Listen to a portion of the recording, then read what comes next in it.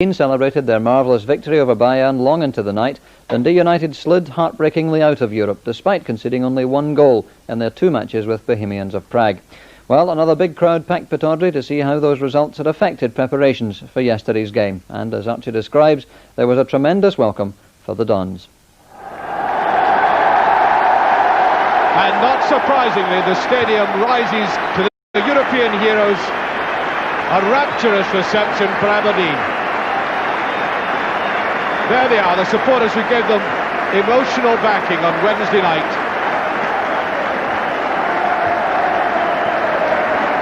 And I'm sure there's a lot more to come for them. And there is the Aberdeen side. I suppose it is a big problem getting to the peak of a European game and then coming to perhaps, by comparison, the more mundane situation of a Premier Division game, except it is extremely important for both teams today. And that Aberdeen side, you can see there are one or two changes. Neil Cooper is in at number 2 in place of Stuart Kennedy, McMaster at number 4, and at number 10 the young man who made the delight possible on Wednesday, a brilliant substitution by Alec Ferguson. On he came, and John Hewitt writ his name large in the history book by getting the winner.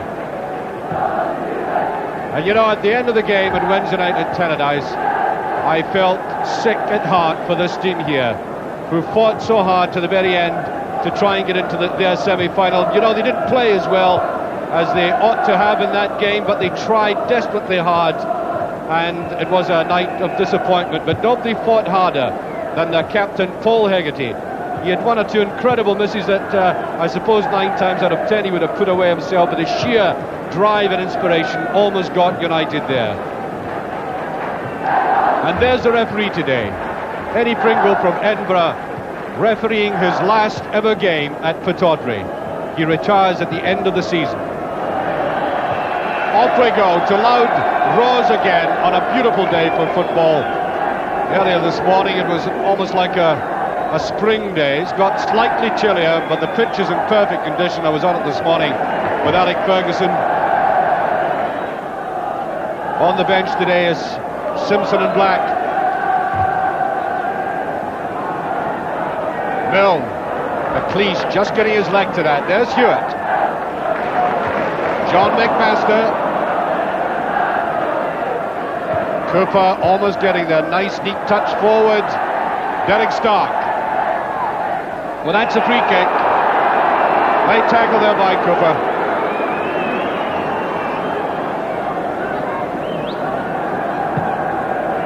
Well, that's a good header, just past there. Ralph Bell. Excellent ball, and I think it was a timing, not just a leap in the air, subtle glance of the head and just to the side. United will be trying everything they know in this game. A defeat today, and virtually it's the end of their season. Here he is there, to dodge. Good tackling by McLeish. Strachan lays it to the side. Hewitt. Malpa's keeping his eye on the ball, watch that. Well, it's a good ball inside, Rigby is there. The big defender once again. How important this player can be. He's going way back to his position, but it's the way he crept forward there, supplementing the attack, driving it in. I think Hamish McAlpin's slightly surprised by it. McMaster drifting towards Goff, who just gets there. Hewitt, here's Weir, here's Dougie Bell, and promptly back. Good supporting by David Dodson, come all the way down and is not too happy with somebody or other. McGee, can he get his shot in? He does! And Hewitt, still not cleared. Wild, what a melee, and they can't put it away. Quite astonishing. Well, it was like rush hour traffic along Union Street there, although I don't think there are as many collisions in Union Street as were happening, and the ball simply couldn't come cleanly to anybody. Falling like 9 pins, and it was pushed away.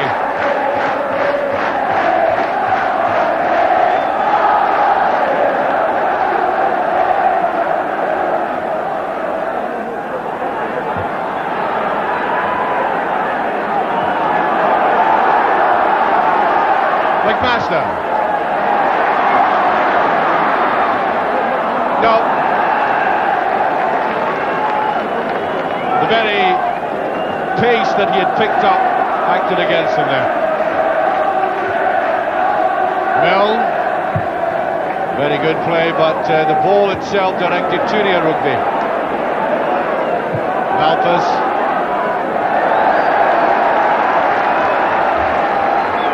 Well, Aberdeen are getting the dander up now. 20 minutes gone. There's a great ball in Hegarty. Look at how he did that. Corner kick. Good play by Hegarty, coming at him very awkwardly.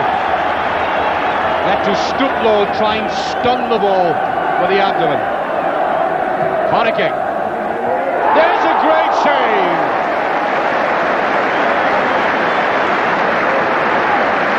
Oh yes, Hamish McAlpin showing he can be just as agile as Leighton, plucking that away cleanly from Bell. 20 minutes of the first half remaining. David Nerry being hampered there by McGee. In fact, hampered so much that there's Dave Nerry's boot in his hand.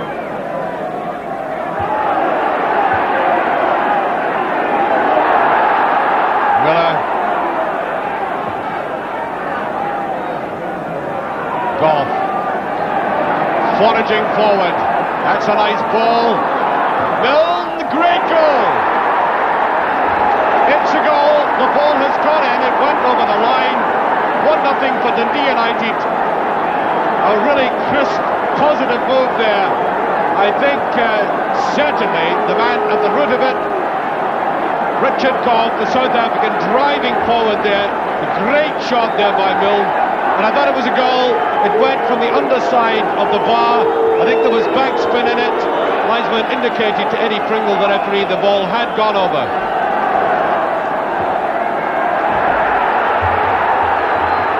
Well, there's a late tackle by Dodge as Rugby pushed that away.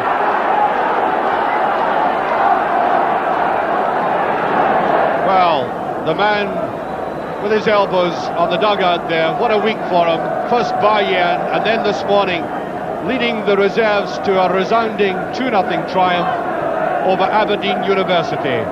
Alec Ferguson says that Archie Knox, his assistant manager there, is very chuffed about that.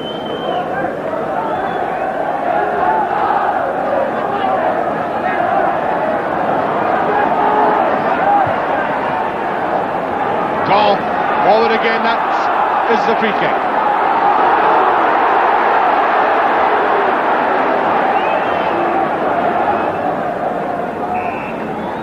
Derry, good ball forward.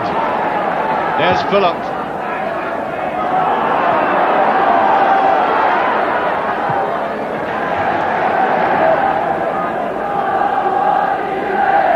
David Dodds.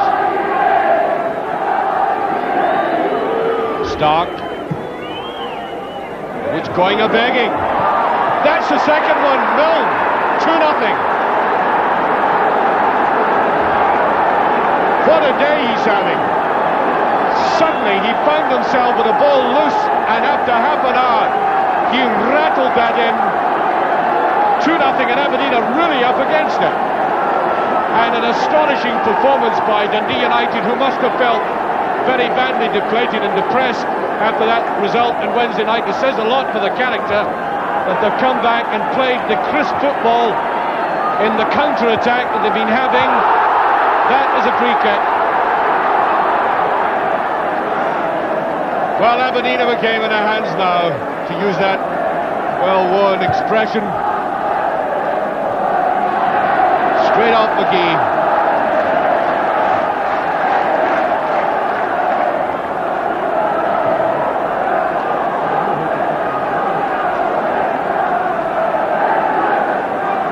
McGee. Malthus playing very well. Willie Miller. Bannon. That's Miller. Onside.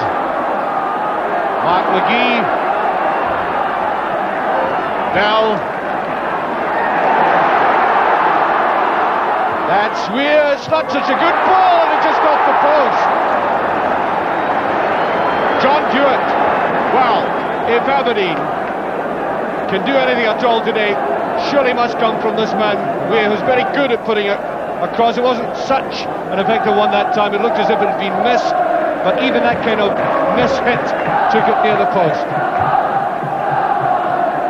David Bannon brought down, and in fact the half-time whistle is gone with Dundee United leading by 2 goals to nothing. When I say it's a surprising scoreline, it's not because Dundee United are not deserving of that lead for the way they've crisply finished off, but that Aberdeen, I think, expected perhaps Dundee United to be slightly deflated today, but they've played with great determination and purpose, and it's been a marvellous afternoon so far for Ralph Milne. It's been clean, clinical, and the first one, I think Aberdeen players thought it hadn't gone in, but from our view here, it did cross the line. And then the second one, in off the post, stunning a huge capacity crowd at Pittodrie. Well now, I think we're going to be in for a marvellous second half. Aberdeen, I think, must press, or try to press home every advantage. It's got to be attack all the time if they want to get back against what has been a very accomplished Dundee United side. Well, there's Jim McLean right in the middle of the picture, keeping his delight to himself. United have shaped their game today on a strong foundation of defence. Some superb breakaways, clean finishing. That's a very good combination.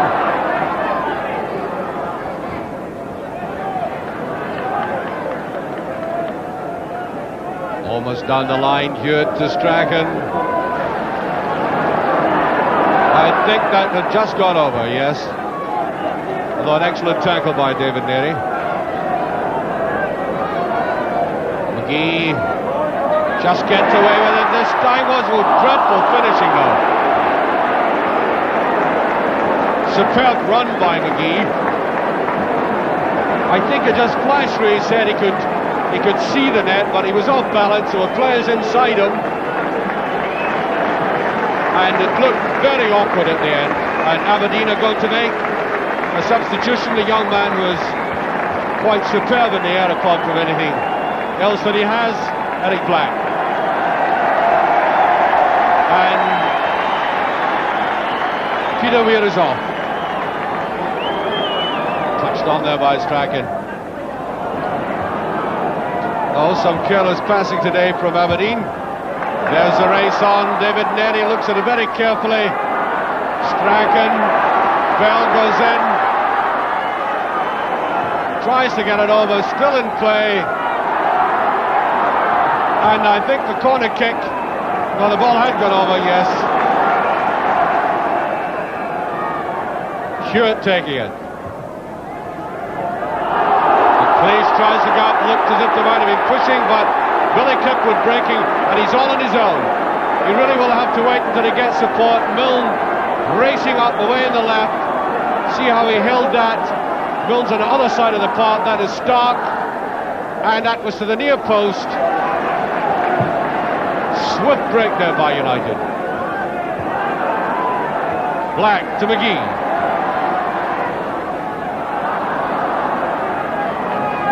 Alpha's let him do all the work to bring it under control, just pushed it away.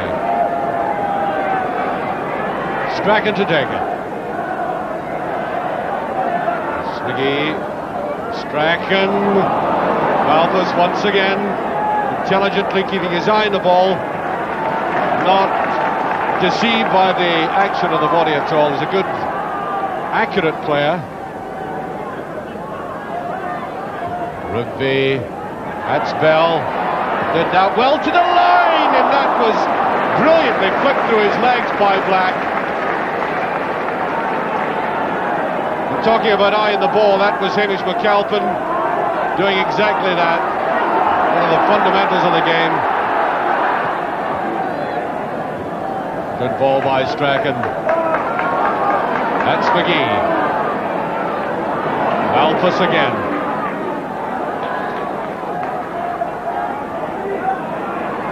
Strachan takes on Malpas this time, and still not a corner even. Rugby, Slag, Hewitt with it, and that is the corner kick. Well, that was a mistake. A careless moment in United's defence. Just the possibility of a break for Hewitt, but only the corner. Floats in well, and it's off the line by Hegarty. He's done that before in a bit of elbowing. The whistle has gone. Pressure is relieved. Free kick to United.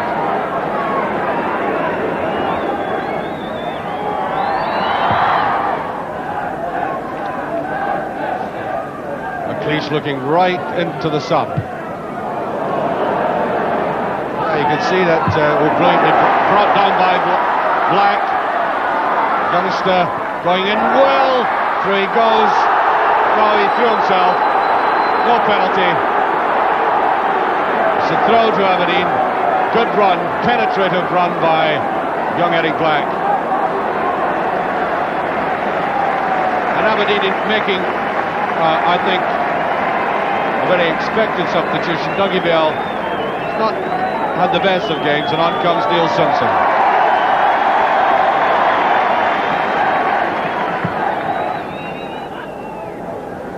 McLeish, Antoneri, and Rugby's there.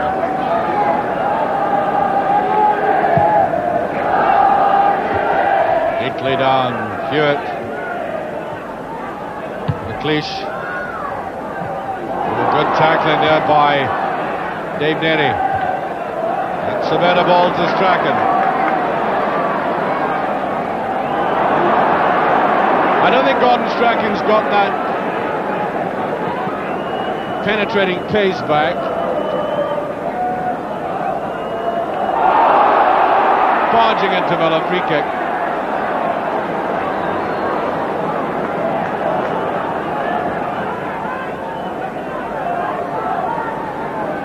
Strachan will take it. And I think a penalty has been given. Has it? Penalty kick, yes, for that charge in Miller. Everybody looked towards the referee. There was nothing dramatic about his gesture, but eventually he did point down to the spot. So Aberdeen have a penalty kick through their captain coming forward into attack and being barged down. Penalty kick, and how vital this is with exactly 20 minutes gone. So it's Gordon Strachan against Hamish McAlpin, and down there in the left-hand corner you'll probably see that David Dodds is being booked, obviously for protesting.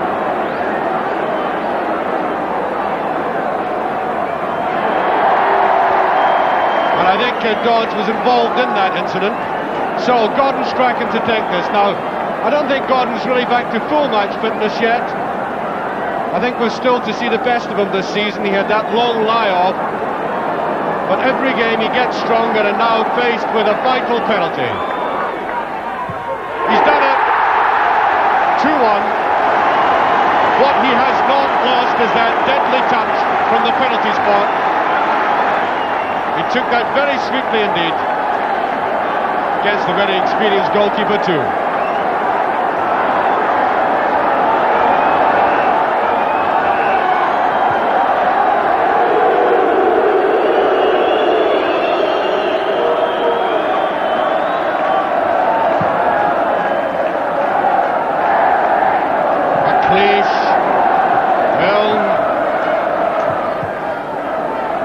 McLeish and Willie Miller. Oh, gives it away though. Kirkwood. Now Goff. Ian Phillip.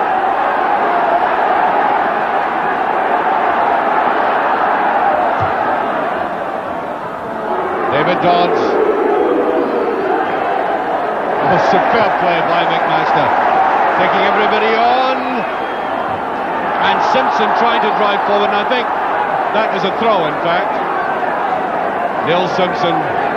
What about Aberdeen having a player like Simpson on the bench, bringing him on at this stage of the game? That's how strong their resources and reserves are. We're midway through the second half, only one goal in it now.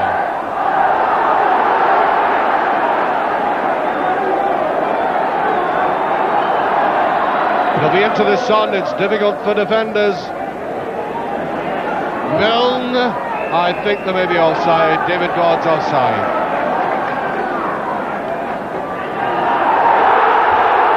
Well, MILNE mixing with McLean, I think. The real problem there was where the offence was committed, or where the free kick was to be taken from. MILNE was pushing it back, and the ball's in play now.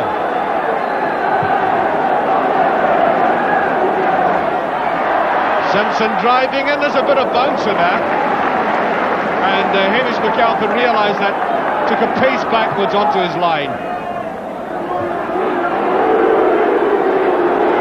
Dodds. Well, David Dodds getting some heavy treatment there, in fact. All the referee gives is a throw-in. Ralph MILNE, a good position again, he's all on his own though. Oh, there's a wild kick by MILNE. I don't think he made contact. Well, I'm sure Ralph MILNE didn't make contact, and he retaliated. He was fouled, there's no question about that, but that was a stupid retaliation. Any retaliation is stupid, to be absolutely honest, and he'll be booked for that. That could have been dangerous. Referee, which card is he going for? He's off. He certainly swung very dangerously, and off he goes. He might have been sorely provoked, doesn't matter.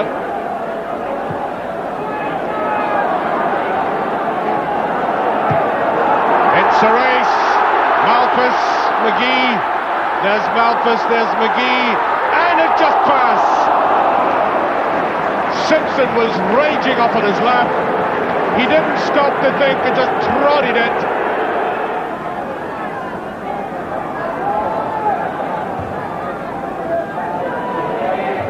Oh, that's very slight. David Dodds! Oh, he could have won the game there. The two central defenders in utter confusion, and suddenly Dodds found himself with that opening, but a rather intemperate finish.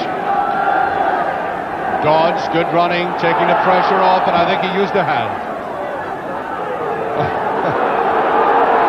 Can't believe it. 7 minutes left.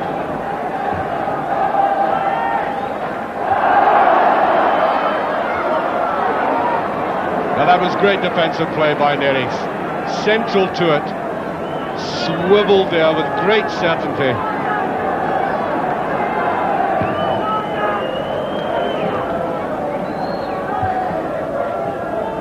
Rugby. Strachan. Black. Corner given. Much to the amazement of the United defenders, as I say. Corner kick. United have 6 more minutes to hang out, down to 10 men. The curling ball, it's a good one in rugby! Just passed. Big man was really close to that one. Driving forward, that must be awesome for a goalkeeper to face up to rugby coming in at that pace. But United refused to flinch and in fact produced one of the most organised performances of the season. Now they're blessed with two great defenders in Hegarty and Nery, and the last 10 minutes or so reminded me of how they drew the ranks together in Bremen. But the point was driven home in no uncertain manner that United not only saved themselves from a disastrous ending to the season, but reminded one and all that the championship title is by no means within the grasp of only two teams. Now, it practically goes without saying that Aberdeen are a very fine side, but they can't expect to win every game. And in the very defeat, they've been reminded that life over the next month or so is going to hold out great promise for them, but that nothing, absolutely nothing, can be taken for granted. So yesterday afternoon might very well be as effective in demonstrating that to them than even the formidable verbal power of their manager, Alex Ferguson, who I know is going to work especially hard in the next month to keep his players' targets sharp and clear. As for United, what impressed more than anything else was the way they seemed to have banished their disappointments of Wednesday from their minds. Afterwards, I asked Jim McLean, whose larynx betrayed a certain degree of vocal encouragement to his team yesterday, what Tannadice had been like after Wednesday's game. Well, I think on a Thursday morning the place was like a morgue, and obviously we were quietly confident. I think that Dundee United are not nearly confident enough anyway. In what sense? I don't think there's enough arrogance, enough confidence about the players, and that without doubt is my problem, because I don't build them up enough and moan at times far too much at them. You mean you tend maybe to be too critical at times? Yes, everybody says I'm a perfectionist. I don't think I'm just as bad as that, but obviously my thoughts are on the game that every weakness I see, if I point out to a player, and if we get 3 or 4 of them sorted out, then they're the better players. It seemed to me on Wednesday, we're just harking back, because I think it is important that at times you lacked a great inspiring figure up front, because I didn't think Paul obviously was at his best, if you like, and that you had to have Paul Hegarty come forward to do that for you. Well, the last quarter of an hour we pushed Paul Hegarty forward and we still didn't get a goal, but I disagree with you. I think that where we lacked the player that was necessary, I think we lacked him again today, was right in the midfield. I think that we don't show near enough poise on the ball in the midfield. And in the beginning, Dundee United first gained a reputation for being a good football side, and probably at that time with too many people taking time in the ball in the midfield. And now we've went to the other extreme, so we've just got to get it sorted out. Well, the marked difference between Wednesday and today was the very fact that you had quality finishing. I mean, the first goal set up by Goff, for example. I thought Richard Goff had the best game possible of the season. He started the season extremely well, but recently he's went a wee bit off the boil. And Ralph Milne, the way he took his first goal in particular. Yeah, well, again, he filled in for Paul Sturrock, because he did at Motherwell. And 4 goals at Motherwell, and the team scoring 4 goals at Motherwell without Paul, 2 again today. That's good for the players. I mean, he can sting a defence unexpectedly, can't he? He hits the ball quite early. Well, Ralph Milne's an absolutely magnificent finisher. 21 years of age, I think that's about 17 goals he scored this season. But without doubt, I still believe Ralph Milne can contribute a lot more. But I feel that we're tying him a wee bit too much on the right wing. Jim, I've been watching incidents on the field all season, you know, the odd flare-up, the incident, but I always find that the real sinner is somebody who retaliates. I mean, even though he was sinned against, retaliation, it seems to me, leaves the referee very little option but to act on it. No, I think that the referee did the only course, or took the only course open for him today. Ralph Milne was completely stupid in what he did do. He had been fouled twice in the same incident, but without doubt retaliation won't be tolerated by me or the club. But again, as I said, there's no criticism of the referee. There was nothing else left for him but to send the player off. The one thing I will say is that I don't have many friends in the game, and most certainly the Aberdeen crowd really disappointed me today, the way that right from the start of the game they intimidated the referee and the linesman's decisions. But isn't that part of the game? I mean, if you go to Ibrox or Parkhead... Maybe I'm just jealous of the thing. Well, I mean, if you go to Ibrox or Parkhead, yes, or even your supporters at Tannadice, they're not exactly loving the opposition. Yes, again, I would disagree with you, because I don't think that our supporters... I would be far happier if our supporters jumped on the bandwagon and did try to influence the referee's decision. But surely we must think of the poor man in the middle. His job's been made impossible by some of the actions of players at times. But most certainly it's made 100 times harder by the people on the terraces. There's no divine right for any club or any supporter to win every game they play. No, even the standards that I expect. Yeah. I don't expect Dundee United to win every game. So the people on the terrace have got to realise we've got to take the bad as well as the good. And most certainly there are supporters here today who are not the least bit interested in coming along to watch a game of football. But don't you think it's perfectly natural, after the peak that Aberdeen were on, getting through to the semi-final of European Cup. Their supporters came and, quite frankly, did expect them to win and were disappointed. But I don't see that is any different from the two clubs I mentioned, the big clubs, Ibrox or Parkhead, where their supporters I'm don't not saying that it's any different at all. I'm not making that point. I'm making it the point mainly because I think that referees' jobs are honestly almost impossible now. In the middle with the tackle from behind that is done in Scotland, it's a disgrace. But without doubt, it's made 100 times harder by some of the people on the terraces. Now, I may be saying that from a point of being a bit jealous, but we've exceptional crowds at Tannadice. And without I'm not doubt, maligning your supporters, but I'm saying I don't see that your supporters are any different from supporters around the country. I'm not saying that. All I'm doing is stating a fact here today that, in my opinion, the Aberdeen supporters definitely went overboard in trying to influence the referee's decisions. We were very lucky the day that it was a very experienced referee that was here.